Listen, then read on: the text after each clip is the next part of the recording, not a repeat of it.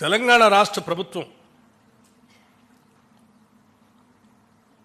ప్రతిష్టాత్మకంగా తీసుకున్నటువంటి anti narcotics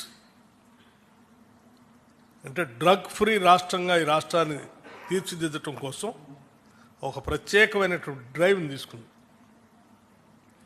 additional DG స్థాయి అధికారులు నియమించి ఒక పెద్ద వ్యవస్థను ఏర్పాటు చేసి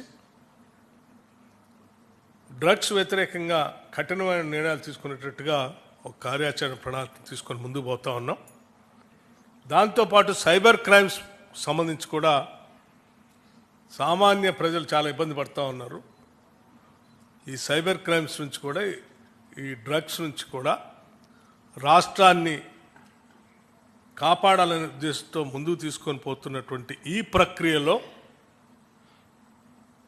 రెండు రాష్ట్రాలు కూడా కలిసి ఒక కోఆర్డినేషన్ కమిటీ ద్వారా చేయగలిగితే ఇంకా పకడ్బందీగా వీటిని నియంత్రించడానికి అవకాశం ఉంటుంది. కాబట్టి అంటే రవాణా అనేది దొరుకుతున్నటువంటి డ్రగ్స్ రకరకాల బార్డర్స్ నుంచి వస్తూ ఉన్నాయి కాబట్టి వీటిని నియంత్రించడానికి అడిషనల్ డీజీ స్థాయిలో యాంటీ నార్కోటిక్స్ బ్యూరో స్థాయిలో ఎవరినైతే చీఫ్గా మనం నియమించామో ఆ అధికారి స్థాయిలో ఇక్కడి నుంచి అదే స్థాయి అధిలో ఉన్నటువంటి ఆ రాష్ట్రం నుంచి ఉన్న అధికారితో ఇద్దరు కోఆర్డినేషన్తో